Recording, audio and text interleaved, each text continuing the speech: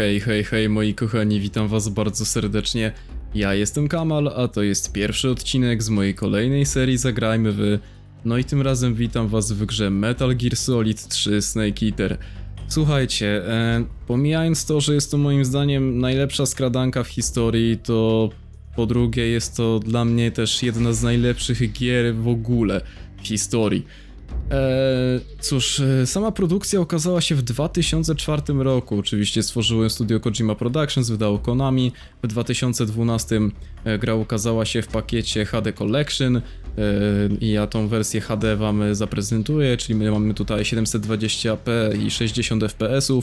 No i słuchajcie, w trzeciej części tak naprawdę przeniesiemy się bardzo daleko w tył, ponieważ Metal Gear Solid 3 Snake Eater jest prequelem do wydarzeń z MGS-a 1 i 2 i tutaj przeniesiemy się aż do roku 1964, do okresu zimnej wojny, gdzie pokierujemy Big Bossem i dowiemy się, skąd właściwie Big Boss uzyskał miano, właściwie skąd ten tytuł uzyskał, ponieważ jego pierwszym takim normalnym pseudonimem w akcji było Naked Snake, o czym też tutaj później w cutscence usłyszycie.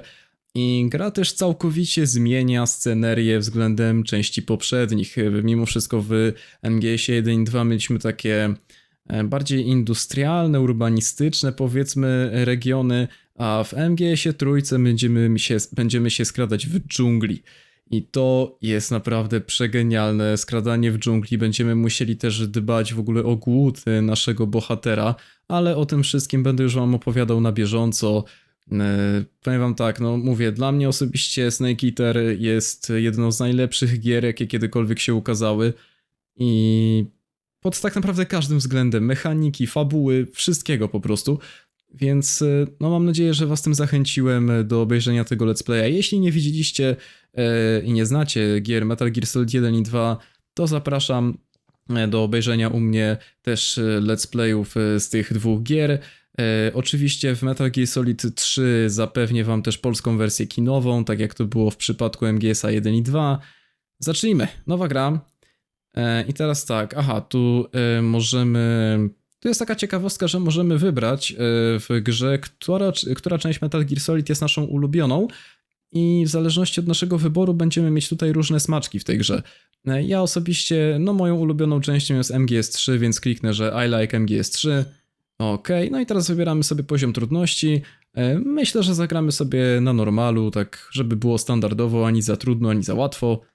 Lećmy. Naprawdę nie mogę się doczekać tej serii. Gra to jest dla mnie po prostu arcydzieło. After the end of World War II, the world was split into two, East and West. This marked the beginning of the era called the Cold War.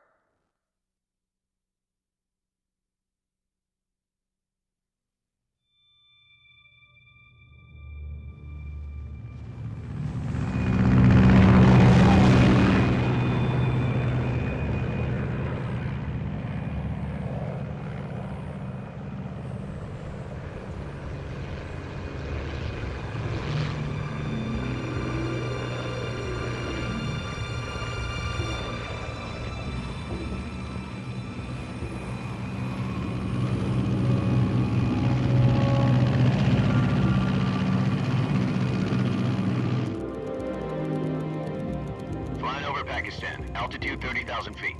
Approaching Soviet airspace.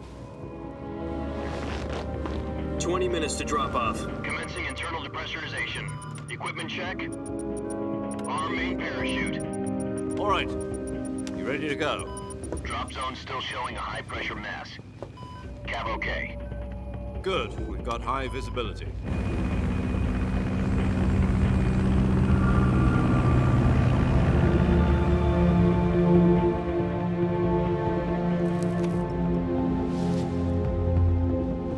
Put out that cigar.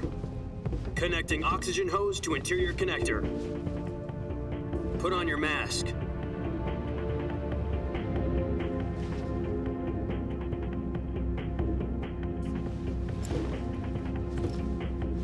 Does this panty waste know what he's doing? Approaching release point. 10 minutes to drop off. Hey, are you deaf? He said put out the cigar and put on your mask.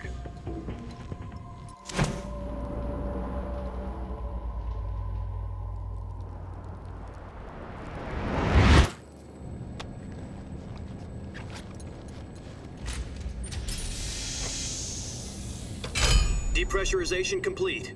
Checking oxygen supply. 6 minutes to drop off. Opening rear hatch.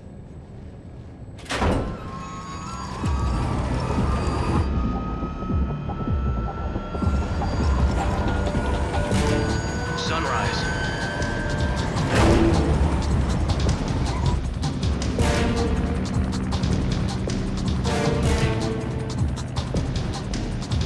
External temperature minus 46 degrees Celsius. 2 minutes to drop off. Stand up. You'll be falling at 130 miles per hour. Try not to get frostbite from the wind chill.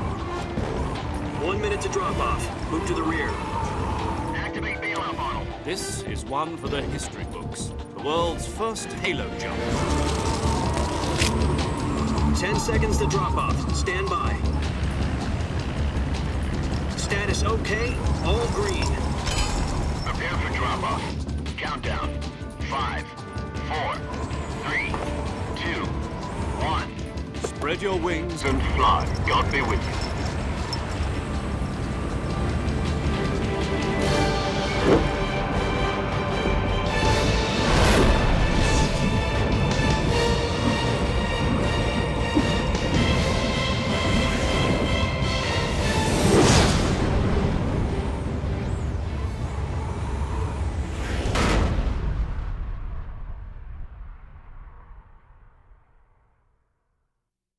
Jack, I've got some important news. The head of the CIA has finally given us the green light for the virtuous mission. Virtual mission? No, the virtuous mission. The future of our Fox unit depends on it. If it succeeds, we'll be officially organized into a unit. Virtuous mission? Sounds like some kind of initiation ritual. You know, don't get cocky. This isn't a training op. Right. So what exactly is this wonderful mission? Well, about 2 years ago, a certain Soviet scientist requested asylum in the West through one of our moles. His name is Nikolai Stepanovich Sokolov. He's head of the OKB-754 Design Bureau, one of the Soviets' top-secret weapon research facilities, and the East's foremost expert on weapons development. Sokolov? Isn't he that famous rocket scientist? The very same. On April the 12th, 1961, the Soviets achieved the first manned spaceflight in history. The Earth was blue, but there was no God. Well spoken. The rocket that carried Yuri Gagarin into orbit was the A-1, known as the Vostok rocket. Sokolov is said to be the man most responsible for the multi-engine cluster used in that rocket. After Gagarin's flight, Sokolov left rocket development to become the head of the newly established Design Bureau. From a lowly technician to head of a design bureau, that's quite a success story, so why'd he want to defect? It seems he'd become afraid of his own creations. Afraid? Call it a crisis of conscience. And for that, he left his country and his family behind and went over the fence? Not exactly. One of his conditions was that his family was also to be taken safely to the West. We used a mole to get the family out first and succeeded in sneaking Sokolov over the Berlin Wall shortly afterwards. I was the one who conducted the operation. The security on the eastern side was still full of holes back then. Then what? We got Sokolov over in one piece, but the whole ordeal had left him exhausted, and we checked him into a hospital in West Berlin. It took him 2 weeks and more than 600 miles to get from the research facility in the Soviet Union to Berlin. He was in no condition to say anything coherent. And it was only a week later that we had something much bigger on our hands. The Cuban Missile Crisis. October the 16th, 1962, President Kennedy received word that the Soviets were in the process of deploying intermediate-range ballistic missiles in Cuba.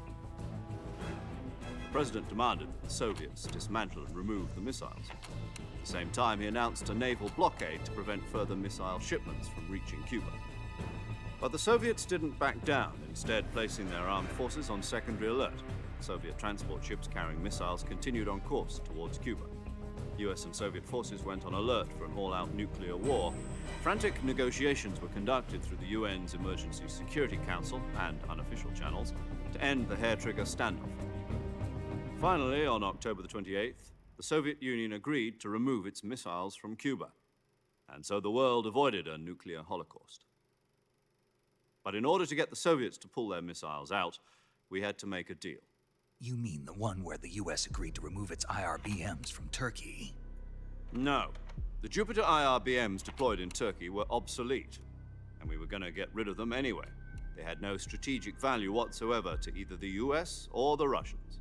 The Turkey deal was a ruse, a cover story that was fed to the other intelligence agencies around the world. So what did the Russians really want?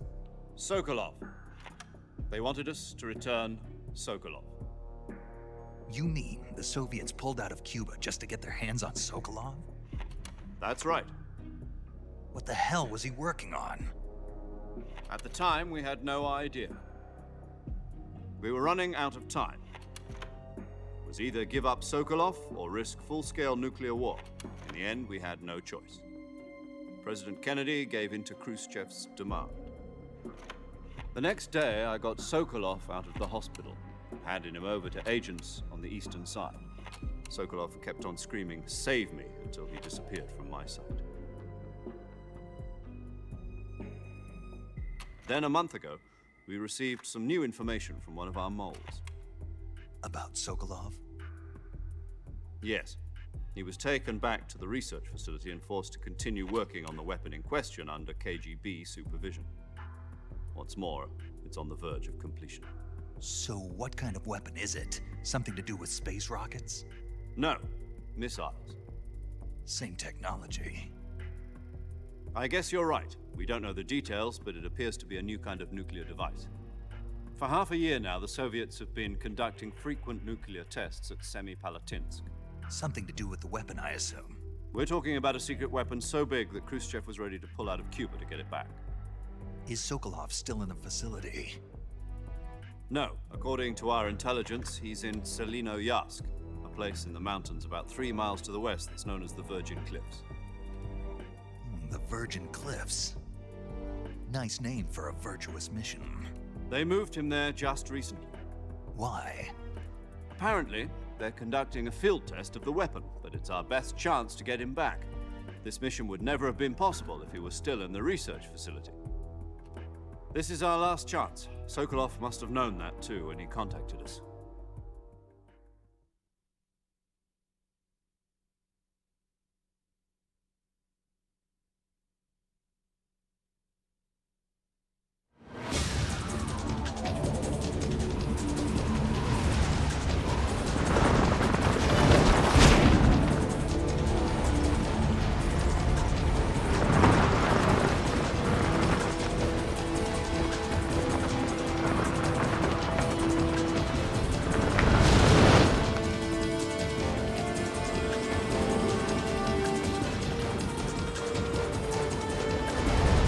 Listen up, Jack. Your mission is to infiltrate Selinoyarsk in the Soviet mountains, ensure the safety of Sokolov, and bring him back to the west.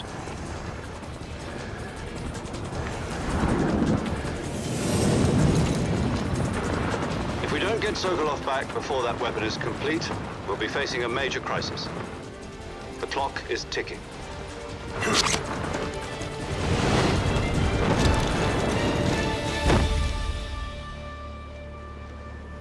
Once we've confirmed the rescue of Sokolov, stand by at the recovery point. A recovery balloon will be dropped at that point. Helium will be pumped into the balloon to inflate it. The process takes about 20 minutes. Once it's complete, the gunship's arm will latch onto the balloon and pull it up. The Fulton surface-to-air recovery system. I'm familiar with the theory. Take it easy. It's been combat-proven. Do you think Sokolov is up to it? The shock will be less than during a parachute jump, and the arm can handle up to 500 pounds. So you're planning on going over the border in a single combat talent? She's equipped with 2 6-barrel 20mm Vulcan cannons, as well as 2 40mm machine guns. Sounds like she could hold her own against a battalion of tanks. Even with the fuel in the reserve tank, we're facing a 4-hour time limit. If all goes well, it shouldn't take more than a few hours. Home in time for dinner. But if anything goes wrong, You'll be eating dinner, breakfast, and all the rest of your meals in the jungle.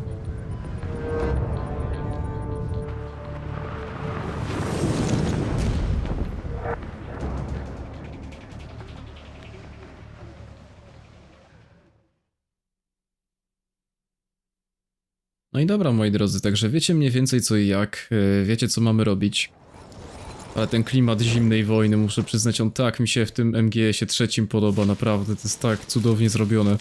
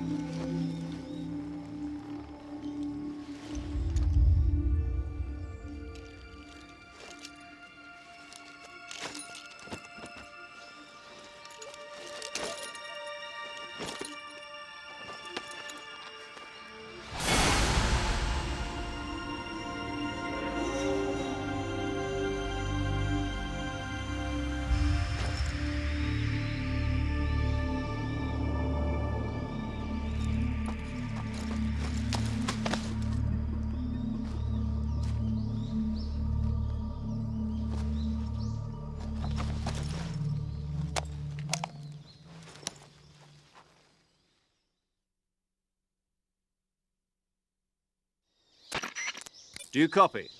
You're already in enemy territory, and somebody might be listening in. From here on out, we'll be using code names to refer to each other. Your code name for this mission will be Naked Snake. I'll be referring to you as Snake from now on. You're not to mention your real name. Snake? What, you don't like snakes? What do you mean? You've eaten one before, haven't you? In survival training? I'm glad to hear that. I don't know if I'd ever order one in a restaurant, but... Be careful, you might not have a choice. What about you, Major? What should I call you? Let's see. I'll be Tom. Call me Major Tom. This will be a sneaking mission. You must not be seen by the enemy. You must leave no trace of your presence. Is that clear? This kind of infiltration is the Fox unit's speciality. In other words, weapons and equipment are procured on site. That goes for food as well. You're completely naked, just as your name implies. Great. Now I see why you asked me if I like snakes. I suppose calling me Snake was your idea of a joke, too. No, there's a good reason for that. I'll tell you later when the time is right. Gotcha. Getting back to the subject, how exactly am I supposed to feed myself? You've been issued a knife and a tranquilizer gun. Use them to hunt for food. You'll also find some medical supplies in your backpack. Yeah, about the backpack. I lost it in a tree on the way down.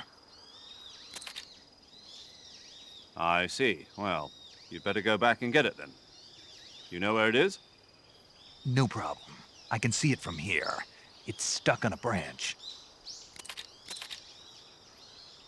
To climb a tree, stand in front of a tree that's covered in ivy and press the action button. I'll be monitoring your progress over the radio. We can't risk violating Soviet airspace, but I'll be in the gunship. My frequency is 140.85. I'll give you a call if I need to talk to you. If you need to talk to me, use the send function. Okay, Snake, go get your backpack.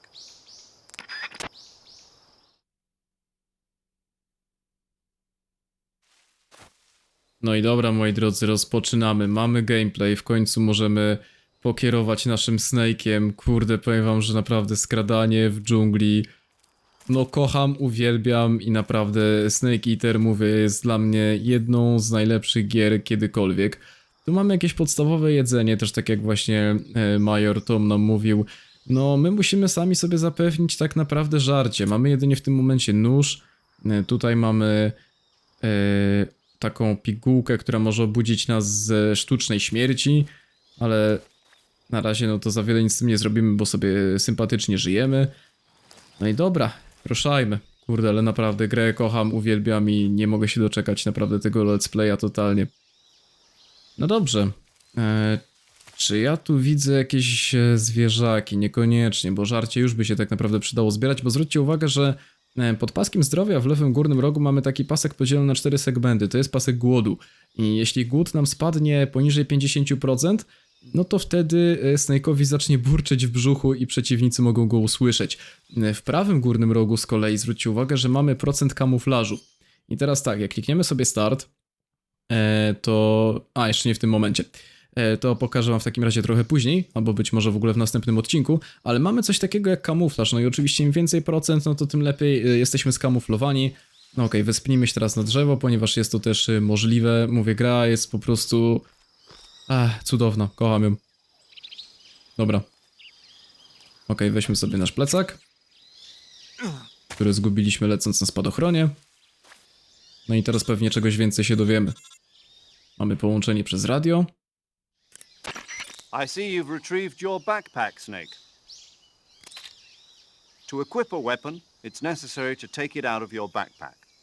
In the survival viewer, choose Weapon from the backpack. Your available weapons will be displayed in a window in the upper left. From that list, choose the weapon you want to equip and press the Enter button. For other equipped items, just do the same thing from Item. Got it. Use the survival viewer backpack. Yep, that's right. Survival is fundamental to this mission. After you've been out in the field for a while, your stamina will start to drop. If your stamina gets too low, it'll affect your performance. You won't be able to shoot accurately, for example, and your wounds won't heal as smoothly. Keep an eye on your stamina so you don't run out. To recover lost stamina, you can hunt for local flora and fauna. You can use either your tranquilizer gun or your knife to hunt. My only weapon is a Mark 22 Hush Puppy tranquilizer gun? That's right. It's been fitted with its own suppressor. However, the suppressor will deteriorate every time you fire. Once its durability reaches 0, the noise suppression effect will be gone. So don't get too trigger happy with it. The suppressor's durability is shown in the icon. Any weapons and equipment beyond what you're carrying now, you'll have to find as you go. I have to find my own weapons and equipment? Whose crazy idea was this anyway?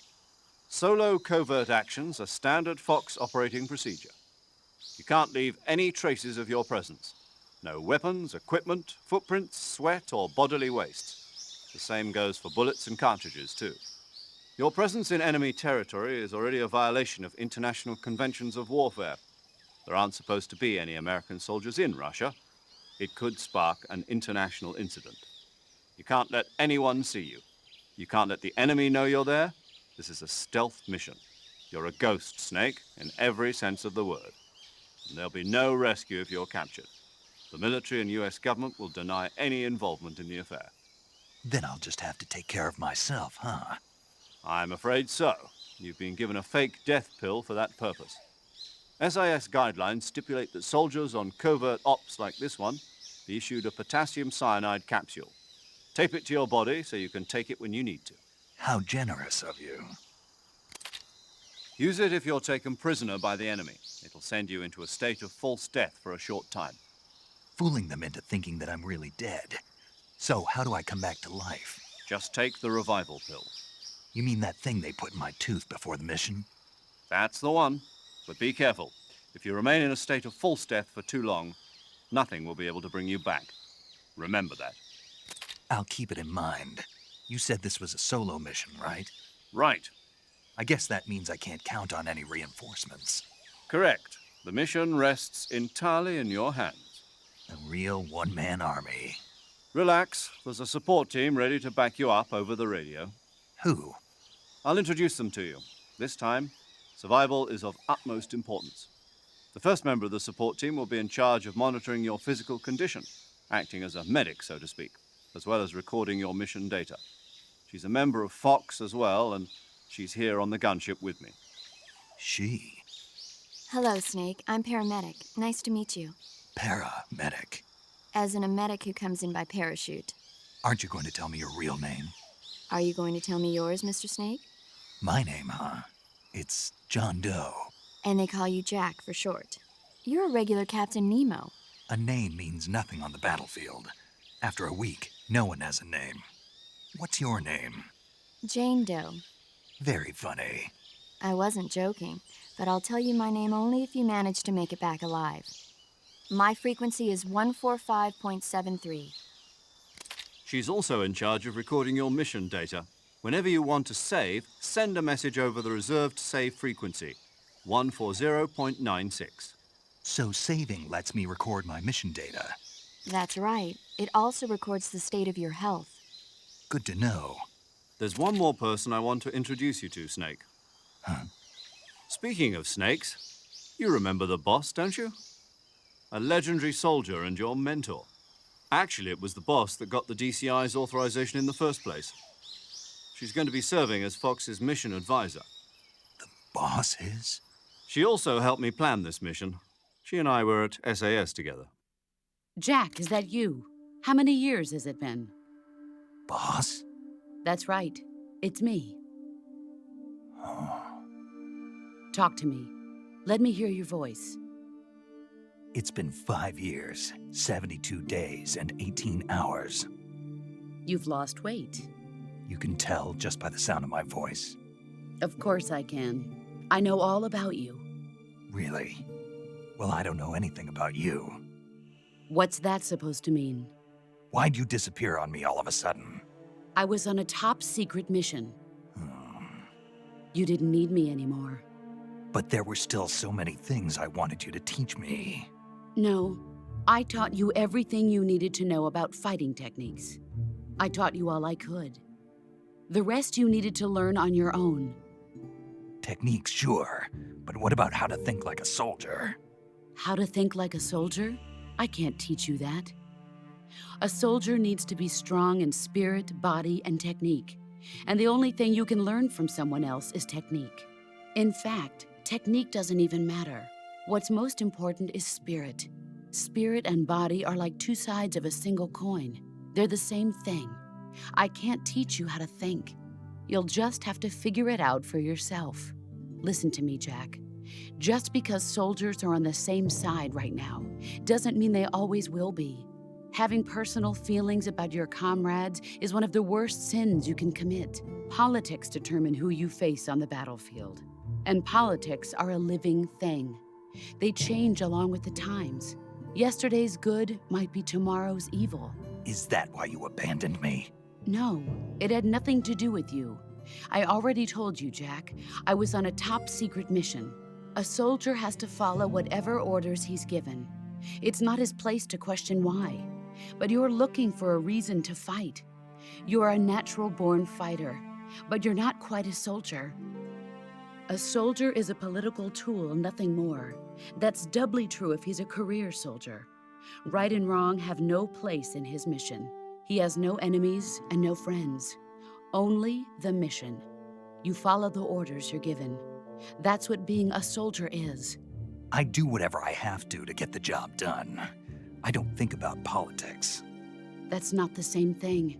Sooner or later, your conscience is going to bother you. In the end, you have to choose whether you're going to live as a soldier or just another man with a gun. There's a saying in the Orient, loyalty to the end. Do you know what it means? Being patriotic. It means devoting yourself to your country. I follow the president and the top brass. I'm ready to die for them if necessary. The president and the top brass won't be there forever. Once their terms are up, others will take their place. I follow the will of the leader, no matter who's in charge. People aren't the ones who dictate the missions. Then who does? The times. People's values change over time, and so do the leaders of a country. So there's no such thing as an enemy in absolute terms. The enemies we fight are only enemies in relative terms, constantly changing with the times. As long as we have loyalty to the end, there's no point in believing in anything, even in those we love. And that's the way a soldier's supposed to think? The only thing we can believe in with absolute certainty is the mission, Jack. All right, but do me a favor. What is it? Call me Snake. Snake. Oh, right. Your code name is Snake. It suits you well. That's right. The legendary unit that the boss put together during World War II was a snake. The Cobra unit, a group of heroes that brought the war to an end and saved the world. As long as you've got a legendary hero backing you up, you'll be fine. Isn't that right, Snake? Yeah, I can't think of anyone else I'd rather have with me. Oh, and one more thing, boss. Yes, It's good to hear your voice again. same here. After all, who knows if either of us will make it out alive? Snake, you are always best at urban warfare and infiltrating buildings. But this is the jungle. Survival is going to be key. Those CQC techniques I taught you are sure to come in handy. CQC. Close quarters combat, huh? I've been in the Green Berets for the past few years. I'm probably pretty rusty. Not to worry. I'll be here to help you remember. After all, this is your first actual survival mission. I'll be supporting you over the radio. Where are you, boss? Next to the Major? The boss is communicating with us by radio from aboard a Permit-class submarine in the Arctic Ocean. My frequency is 141.80. Call me if you need my advice on battle techniques. Gotcha. Your mission is to retrieve Dr. Sokolov. Dr. Sokolov is being held in an abandoned factory located to the north of your current position. Avoid heavy combat and don't let anyone see you. Don't forget that this is a stealth mission.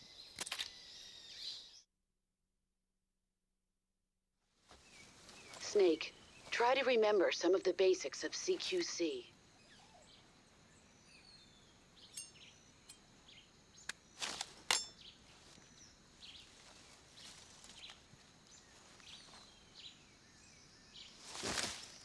Commencing virtuous mission now. No i dobra, moi drodzy, słuchajcie, wiem, że może nie było za dużo gameplayu w tym odcinku, zdaję sobie z tego sprawę, właściwie wcale nie było gameplayu, ale mamy już 32 minuty, więc myślę, że możemy tutaj ten odcinek zakończyć, a w następnym już sobie jako tako pogramy. Powiem wam tak, mimo że tutaj mieliśmy faktycznie dużo cutscenek, to gra nie jest tak bardzo przegadana jak MGS2 i tych cutscenek nie ma tu aż tyle, jest o wiele więcej gameplayu niż w przypadku części drugiej. Dobra, słuchajcie, myślę, że resztę rzeczy omówimy sobie już na początku następnego odcinka. Myślę, że tutaj możemy sobie właśnie zakończyć. Mam nadzieję, że się wam podobało. Jeśli tak, zostawcie koniecznie lajka, suba, komentarz. No i zobaczymy się następnym razem w kolejnym odcinku z Metal Gear Solid 3 Snake Eater. Na razie.